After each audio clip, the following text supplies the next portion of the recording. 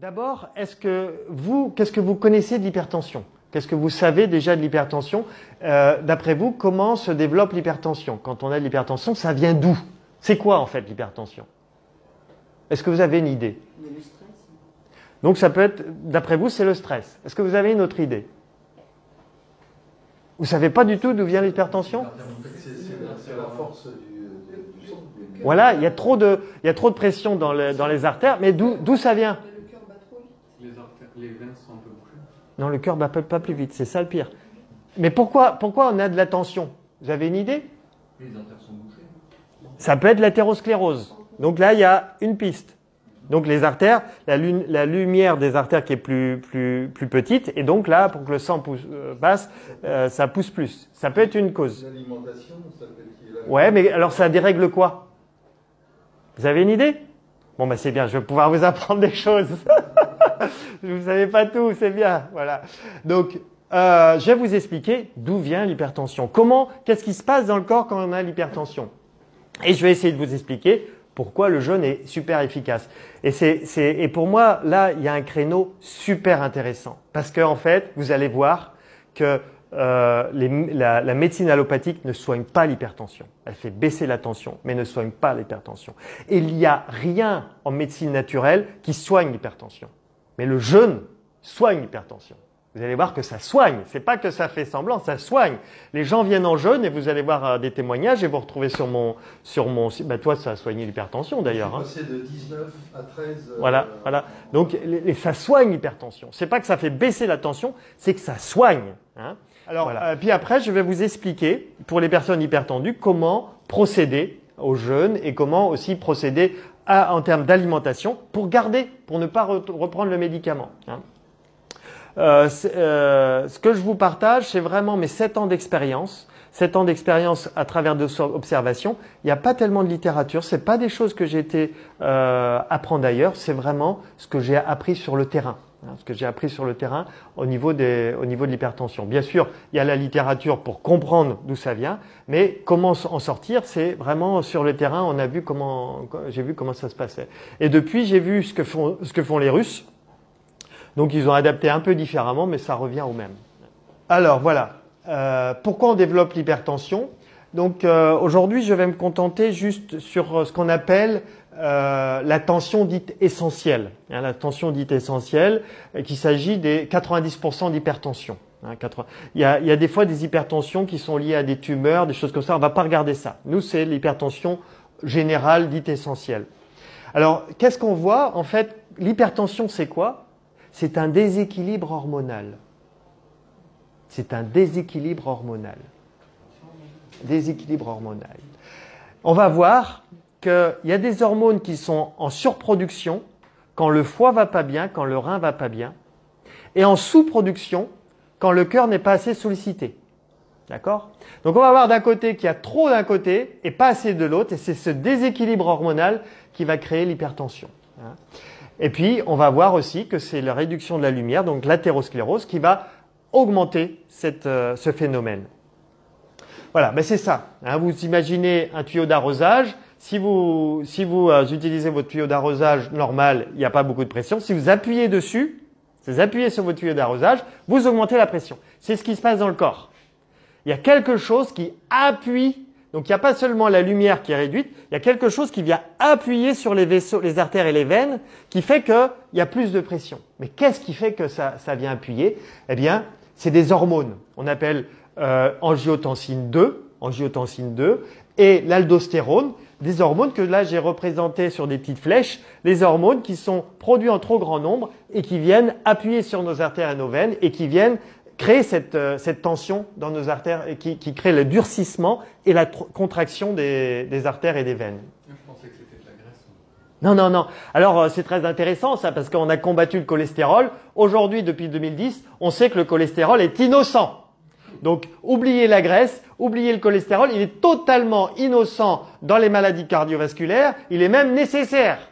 Et on s'aperçoit que les statines qu'on a prescrits à outrance pour les maladies cardiovasculaires, elles vont encourager les maladies cardiovasculaires plutôt que les préserver. Hein, donc, Les statines, c'est ce qui fait baisser le cholestérol. Donc si vous en prenez encore, arrêtez, ça ne sert à rien. Au contraire, ça crée plus de problèmes, ça crée la maladie d'Alzheimer, ça crée plus de problèmes que de bien. Hein, ça, c'est été prouvé maintenant. Hein. Donc si ça vous intéresse, il y a un livre qui est très bien écrit par le docteur Michel donc c'est un médecin, chercheur au CNRS, qui explique que le cholestérol est innocent. Et il y a un film qui a été sorti par Arte qui s'appelle Cholestérol, le grand bluff. Hein, donc là, voilà. Et encore, je sais qu'on prescrit encore à outrance des statines, alors que tout ça c'est prouvé maintenant, c'est prouvé. Hein, voilà.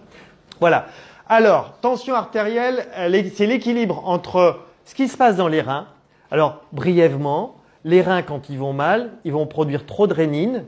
Voilà, ils en produisent de toute façon. Et c'est la rénine qui, la rénine combinée avec, qui va provoquer la fabrication de l'angiotensine 1 dans le foie. Et cette angiotensine 1 dans le foie qui va se combiner avec l'enzyme de conversion qui, elle, est dans le poumon et les tissus, qui vont fabriquer l'angiotensine 2. C'est toute une chaîne. Hein.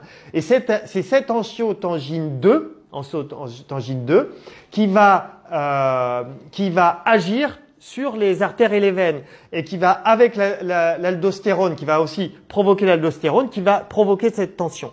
Donc en fait, c'est l'angiotensine 2 et l'aldostérone qui provoquent cette hypertension. Hein. Et de l'autre côté, qu'est-ce qu'on a? On a le cœur. On a le cœur qui, lui, produit un peptide. Alors, je suis désolé, c'est assez technique, c'est atrial natriurétique peptide, un peptide qui est produit par le cœur, qui, lui, va rééquilibrer la tension. Donc, en fait, l'équilibre de la bonne tension, c'est suffisamment de travail avec le cœur et des foies et des reins pas trop intoxinés. Hein. Parce qu'en fait, la diapo d'après, c'est quand vous êtes trop intoxiné, vous avez trop de production d'angiotensine 2 et d'aldostérone et pas assez du peptide pour équilibrer avec le cœur. C'est pour ça que vous avez dit le sport, c'est très bien, parce que quand on fait du sport, on va produire cette peptide pour équilibrer. Hein, d'accord. Alors, et l'autre phénomène, c'est ce que vous avez dit, vous, l'autre phénomène, c'est l'athérosclérose, c'est-à-dire les artères qui se bouchent. Donc en fait, ça se cumule. C'est d'un côté, on a une pression sur les artères, et de l'autre côté, les artères qui se bouchent, mais on n'a pas forcément les deux.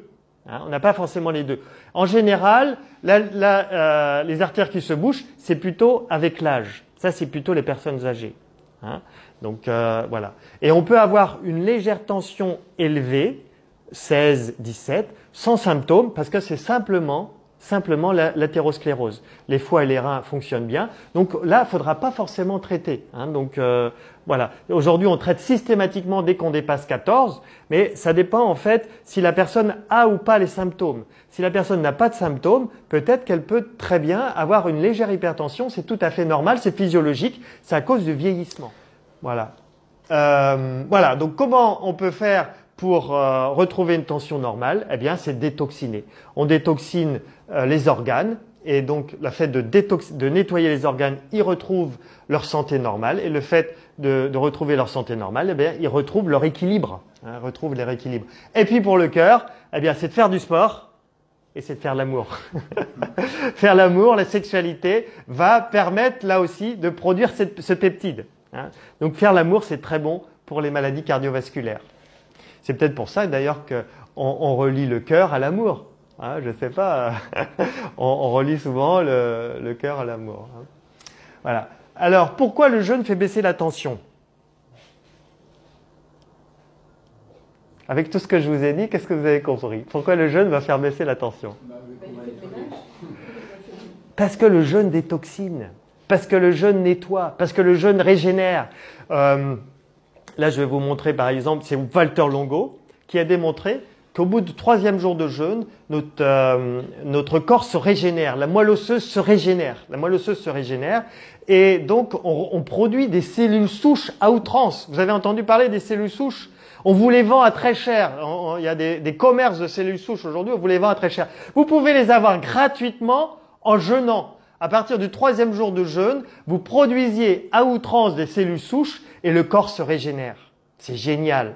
Et notre système immunitaire est au top de sa performance au 3e jour de jeûne. Notre système immunitaire est très performant au 13e jour de jeûne. Et Walter Longo dit, je défie les laboratoires pharmaceutiques de trouver des produits de synthèse, même des cocktails de médicaments qui pourraient être aussi efficaces que le jeûne. Il n'y a rien aujourd'hui qui est aussi efficace que le jeûne. Les cellules souches, c'est des cellules sûres. C'est les cellules non différenciées, c'est-à-dire c'est des bébés de cellules qui ne sont pas encore le foie, qui ne sont pas encore les reins, non différenciées, elles sont boostées, elles sont multipliées. Et donc, c'est des cellules qui viennent régénérer, qui viennent changer le foie, qui viennent changer la moelle. Oui, bien sûr, voilà. Mais c'est pour ça qu'on observe aussi quelqu'un qui a une cirrhose de foie, là vous allez voir un témoignage tout à l'heure, cirrhose de foie, il jeûne, sa cirrhose se rétablit. Quelqu'un qui a un problème de rein, il jeûne, ses reins se rétablissent. Donc parce qu'il y a régénération, on se régénère avec le jeûne. Voilà. Et d'ailleurs, c'est ce que dit Walter Longo, on arrête de produire l'enzyme K. Alors, vous n'avez peut-être pas entendu parler de l'enzyme K, mais l'enzyme K, c'est lié au vieillissement. Et donc, le fait d'arrêter l'enzyme K, quand vous jeûnez, normalement, vous ne vieillissez pas. Après, voilà. Ok. Donc, comment se préparer quand on est hyper tendu? Comment se préparer? Eh bien, c'est de commencer par l'alimentation, suivre une alimentation hypotensive. Commencer aussi par un jour de jeûne. Un jour de jeûne, alors si on a beaucoup de surpoids, ça peut être un jour sur deux. C'est excellent si vous faites un jour de jeûne, un jour sur deux. C'est une chercheuse française, Sandrine Turet, qui elle a démontré que si on jeûnait un jour sur deux, ceux qui jeûnent un jour sur deux, je l'ai fait sur deux semaines, si on arrive à jeûner un jour sur deux sur 3 mois, eh bien on augmente de 30% sa mémoire. Parce qu'apparemment, on fabrique des neurones. Le jeûne, un jour sur deux, maintenu sur 3 mois, on fabrique des neurones. On redéclenche la neurogénèse. Donc ce n'est pas vrai qu'on a un taux de neurones qui diminue avec l'âge. On est capable de refabriquer des neurones et le jeûne le permet. Et d'ailleurs la myrtille aussi, elle conseille le jeûne et la myrtille. Elle. Voilà, donc ce qu'on peut faire, alors durant le jeûne, qu'est-ce qu'on fait? On va surveiller la tension tous les jours et on va observer qu'au 3e, 5e jour de jeûne, ça va dépendre des gens, pouf, la tension baisse. Donc même s'ils sont sous hypotenseur, ils sont peut-être à 13, à 12 sous hypotenseur ou à 14 sous hypotenseur. Et là on observe, poum, ça descend à 11, à 10, bah là on retire l'hypotenseur. On retire. Alors, et on continue de surveiller la tension tous les jours. Quelqu'un qui a une tension normale, elle va baisser aussi. Oui, quelqu'un qui a une tension normale de 12, ça va baisser à 11, à 10. Voilà, donc c'est normal. Et donc là, on voit que ça baisse. Et puis, on enlève l'hypotenseur, on surveille si ça reste bas. Et en général, ça reste bas. Et si jamais ça remonte, on remet l'hypotenseur et on reteste un peu plus tard. Donc, c'est pas plus difficile que ça. Et puis ensuite, c'est bien de jeûner minimum une semaine. Les Russes, eux, ils parlent de 15 jours pour l'hypertension, mais c'est minimum une semaine. Et ce qui va compter après, c'est le repas, c'est l'hygiène de vie hypotensive pour maintenir l'hypertension. Tout à l'heure, je vais vous montrer le témoignage de Roselyne, qui elle a été sous hypotenseur pendant 32 ans. 32 ans sous hypotenseur. Elle a fait le jeûne, elle est sortie de l'hypertension et après, elle a surveillé sa tension tous les matins. Et des fois, sa tension remontait. Eh bien, elle rejeûnait. Elle m'appelait ou m'envoyait un email, je dis rejeûne. Elle rejeûnait, sa tension redevient normale. Donc elle n'a pas repris, ça fait 1 an maintenant, elle n'a pas repris d'hypertension, mais elle surveille d'hypotenseur, mais elle surveille sa tension tous les matins et si ça remonte, elle jeûne. Donc voilà, et ça se régule très bien comme ça. Donc, dans 80% des cas, ça s'en va au bout d'une semaine. Et il y a des fois, il faut 2 semaines de jeûne pour les cas récalcitrants. Mais vraiment, moi, dans mes jeûnes, même peut-être plus que 80% des cas, les gens, au bout d'une semaine, ils retrouvent une tension normale. Voilà. Alors après, eh bien, il faut suivre l'hygiène de vie qu'on a vue tout à l'heure, une alimentation hypotensive. Et si on voit que la tension remonte, eh bien, il faut absolument reprendre le jeûne. Si on ne peut pas refaire un jeûne, il faut reprendre les hypotenseurs. Donc c'est soit on rejeûne, soit on reprend les hypotenseurs. Voilà. Si la tension remonte au-delà de 16, faut soit faire un jeûne, soit reprendre les hypotenseurs. Et c'est bien de reprogrammer un jeûne 6 mois plus tard. C'est-à-dire, voilà, on surveille sa tension et on reprogramme un jeûne 6 mois plus tard. Pour ancrer. Voilà, prévention. Voilà. Alors, voilà, la page est blanche. Tu veux la remplir, Alain? Comment on fait pour augmenter une tension? en termes d'hygiène de vie et comment on fait pour baisser une tension en termes d'hygiène de vie. À vous la parole. Vous êtes naturopathe maintenant et c'est vous qui donnez le conseil. Alcool, Augmenter la tension, l'alcool, ouais. cigarette, Cigarette, ouais. La viande, je crois, non Ah, oui, un peu, ouais. Mhm. Hein? La viande rouge. Ouais, un peu, ouais. Mhm. sucrerie, ne pas bouger. Alors, sucrerie, en fait, je dirais, c'est l'excès. Excès alimentaire. Hein, l'excès de sucre, ça peut donner ça. Comment? Ne pas bouger, ne pas faire de... Ça, c'est ce qui va faire baisser la tension. Oui, c'est la sédentarité. Sédentarité va faire augmenter la tension. Ouais. Vous en avez d'autres? Le stress. Ouais. Alors, le stress, c'est indirect. Hein, beaucoup de gens parlent du stress, c'est indirect. Parce que quand on stresse, on cherche à combler d'une façon ou d'une autre. Donc, on stresse, il y en a qui fument, il y en a qui boivent, il y en a qui vont manger trop. Hein, c'est là. La tension, la blouse blanche, l'histoire de la tension de la blouse blanche, oui, peut-être, un petit peu, mais vraiment, c'est dans l'hygiène de vie. Hein, c'est dans l'hygiène de vie. Le café, exactement. Le café va augmenter la tension. Le sel, voilà, le sel va augmenter la tension. Ok? Et qu'est-ce qui va la baisser? Le sport. Le jeûne. Ah voilà, faut pas l'oublier, le jeûne. La méditation. La méditation, oui, tout à fait. J'ai pas mis dans mon tableau celle-là. Une hygiène de vie correcte. C'est quoi une hygiène de vie correcte? Éviter de manger par exemple les produits industriels. Oui, le bio. Manger frugalement, ouais. Manger frugalement, ouais. Trop de sel, trop de sucre. Voilà. Bon, je vais vous dire. Voilà. Donc, qu'est-ce qui augmente la tension? Le sel, le tabac, l'alcool, la sédentarité, on l'a dit, le café, on l'a dit, la gelée royale. Vous le saviez? Non. Faites attention à la gelée royale. La gelée royale rend les gens hyper tendus à vie. Tu le savais alors tout ça? Bien sûr. Ah ouais, je croyais que tu connaissais la technique. Gelée royale, faites attention à la gelée royale. Gelée royale potentialise un cancer. C'est-à-dire, si vous avez un cancer, prenez la gelée royale, ça va l'aggraver. Donc, faites attention à la gelée royale. Ma grand-mère qui avait une leucémie prenait la gelée royale, si j'avais su. La réglisse. Hein, si vous prenez une tisane à la réglisse, ça va augmenter votre tension. Le chardon-marie, les produits laitiers, parce qu'ils sont très riches en sel. Hein, souvent, le produit laitier, il y a riche en sel, donc ça, surtout les fromages.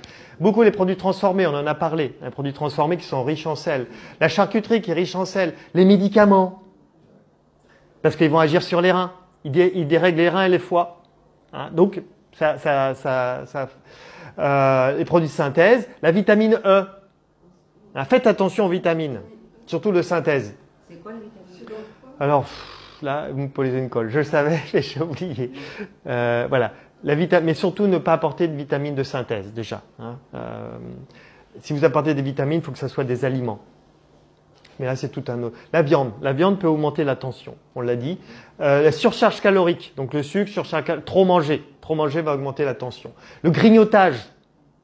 Le grignotage, ça va agir et augmenter la tension. L'alimentation indigeste, parce que ça va abîmer le foie et les reins. Tout ce qui est indigeste vous intoxine. Comme vous intoxinez, hop, vous déréglez le foie et les reins et vous augmentez votre tension. Le cassis, le pain, la sauge. Hein, c'est d'autres choses qui vont augmenter la tension. Qu'est-ce qui va faire baisser la tension? Le potassium. Donc les aliments riches en potassium, on va voir ça tout à l'heure. L'air pur de la nature. Quand tu parlais de méditation, on y est. Hein, l'air pur de la nature.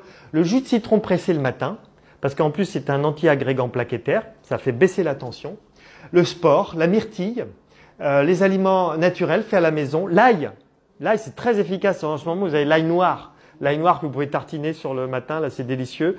Vous n'avez pas mauvaise bouche avec ça. Parce que non, c'est très bon, hein. Non, je rigole. Je rigole pas parce que ça n'a pas le goût d'ail. Ça a un goût, mais c'est sucré en plus. Vous n'avez pas goûté l'ail noir? C'est vraiment délicieux. C'est un délice, hein. Voilà.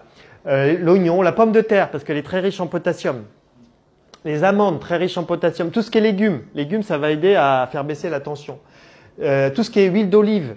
D'où le régime méditerranéen. Vous savez que les gens qui sont dans le régime méditerranéen sont une curiosité pour tous les gens qui s'intéressent aux maladies cardiovasculaires parce que Ces gens-là n'ont pas de maladie cardiovasculaire. Hein. Donc, parce qu'on retrouve de l'huile, parce qu'on retrouve l'huile de noix, l'huile de colza, c'est très riche. Les huiles sont bonnes pour la frugalité, manger de peu. Hein.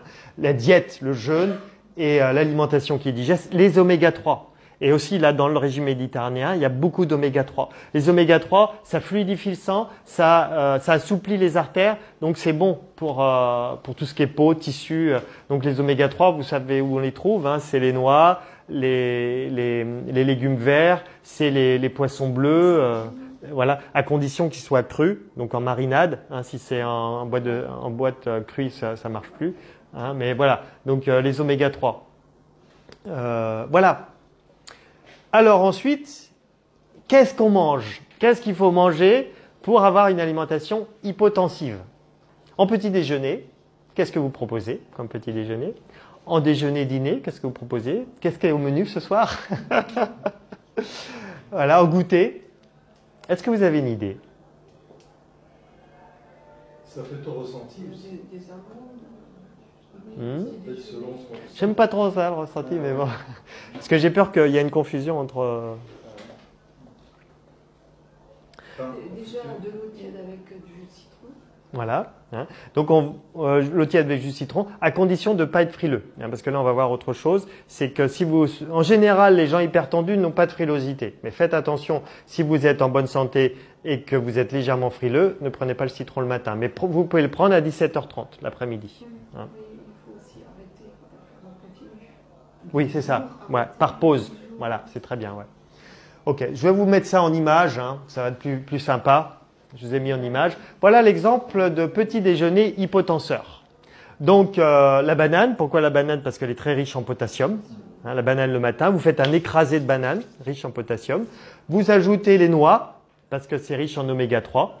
Et puis, au lieu de prendre du café, ben, vous faites une tisane. Alors, je sais qu'il y a des gens qui vont faire la gueule, mais voilà, une tisane à l'aubépine ou au gui ou aux feuilles d'olivier ou à la pâquerette. Tout ça, ce sont des tisanes hypotensives. Hein, voilà, ça va changer. Voilà. Ou alors, vous faites un petit déjeuner à l'avocat. Un avocat, ça, c'est un fruit, mais pas acide, donc ça va pas vous apporter de frilosité. Vous rajoutez des noix et puis encore ma tisane. Ou alors c'est l'ail noir dont je vous ai parlé. Une ail noire, c'est délicieux, c'est comme une crème que vous tartinez sur des toasts là, des cracottes, et c'est délicieux et ça vous apporte de l'ail. L'ail fait baisser la tension et encore la tisane. Ou alors ce sont des fruits, hein, une salade de fruits. Avec des graines de chia. Là, ce que vous voyez avec les myrtilles, c'est des graines de chia. Et les graines de chia, ça, c'est des oméga 3 pas chers. Hein, vous avez, voilà, ça vous apporte beaucoup d'oméga 3 à pas cher. Voilà. Le lait de goji aussi, c'est Ouais, je sais pas. Et puis la tisane. Voilà un exemple de petit déjeuner pour les gens hypotendus. Mais alors le top, c'est quoi? Le top, c'est de ne pas prendre de petit déjeuner. Pas de café, juste la tisane. Et là, la tension baisse. Et vous allez mincir de 3 kilos en l'espace d'un mois si vous enlevez le petit déjeuner tous les matins. Ça, c'est un exemple de déjeuner et de dîner. Donc, beaucoup de crudité. Hein, la personne, surtout si elle est en surpoids, beaucoup de crudité. De l'oignon et de l'ail, ça peut être cuit si vous ne supportez pas quand c'est cru. Et puis bon, ça peut être, là, c'est une viande blanche avec des pommes de terre. Hein, vous voyez, c'est très bon tout ça. Et puis, en dessert, eh bien, il y a une compote avec des graines de chia. Je retrouve mes oméga 3. Ça peut être de la mâche avec des noix. Parce que la mâche et les noix, ça va apporter des oméga 3, en plus des vitamines, avec un peu de graines germées, encore des pommes de terre, j'espère que vous aimez les pommes de terre. Et puis, j'ai mis là du calamar. Calamar parce que c'est un poisson qui n'est pas contaminé, donc un poisson où il n'y a pas de mercure dedans. Donc voilà, vous pouvez prendre du poisson. Et puis une compote de myrtille. Une compote de myrtille, voilà. Ou alors ça peut être un menu végétarien. Hein. Donc là, ça peut être un jus de légumes avec des graines de chia dans le jus de légumes, avec encore des pommes de terre et puis un peu de fromage dans la pomme de terre. Voilà, faites attention au fromage quand même, hein. Un peu de fromage ou du beurre avec la pomme de terre et puis des amandes qui nous apportent les protéines. Et puis une compote d'ananas. Attention, ça c'est pour la personne hypertendue. Hein, si ça ne vous concerne pas, je ne dis pas que c'est l'alimentation pour tout le monde. Hein, si vous, aujourd'hui, vous êtes plutôt hypotendu, il ne faut pas suivre ça. Hein, d'accord? Vous comprenez? C'est pas l'alimentation pour tout le monde, ça. Ça, c'est pour les personnes en surpoids, hypertendues. Hein. L'alimentation, je l'adapte en fonction des objectifs de chacun. Si vous êtes frileux, hypotendu, il ne faut pas prendre ça. D'accord? Ok. Le goûter. Donc c'est là qu'on va retrouver le citron, parce que c'est un anti-agrégant plaquettaire, le citron, le jus de citron. Le pamplemousse, parce que c'est riche en potassium. La myrtille, c'est excellent la myrtille. Hein. La myrtille, c'est bon pour le cerveau. Hein? Les yeux aussi. Les yeux, oui, tout à fait. Il y a des gens avertis ici. Les yeux, le cerveau, voilà. Et pourquoi pas la tomate. La tomate qu'il faut éviter de mettre dans un repas, donc vous pouvez la prendre à 17h30 comme un fruit. Hein. Voilà des exemples de repas possibles pour les gens. C'est l'avantage de cette méthode, c'est que vous allez mincir, c'est que les gens mincissent. Ils préservent leurs organes, parce que quand on prend les hypotenseurs, on ne préserve pas du tout les organes. Que là, on va améliorer le foie, les reins, le foie, les reins, le cœur. Et puis, on va augmenter sa durée de vie en bonne santé. Parce qu'être sous hypotenseur, c'est pas forcément une vie. On a vu que la sexualité était à la déroute. On a vu que les muscles étaient à la déroute. C'est pas vraiment, voilà. On préserve sa sexualité. On améliore sa vitalité. Hein. Et puis, on fait de la prévention pour d'autres problèmes de santé. C'est-à-dire, on fait de la prévention pour le diabète. On fait de la prévention pour le Parkinson. Toutes ces maladies, en fait, qui sont liées à l'hypertension. C'est-à-dire, elles ne sont pas liées à l'hypertension, mais qui ont les mêmes causes que l'hypertension. Hein. Et ça, c'est le docteur qui a écrit ce livre, docteur Michel de Lorgeril, qui le dit. Souvent, les gens qui ont un problème d'hypertension, eh bien, en plus, il y a le diabète qui vient après, et en plus, il y a le cancer qui vient après. Donc, parce qu'en fait, c'est les mêmes origines, c'est les mêmes causes. Et donc là, comme on soigne l'hypertension, eh bien, on va aussi soigner on va faire de la prévention pour toutes ces maladies. D'accord ?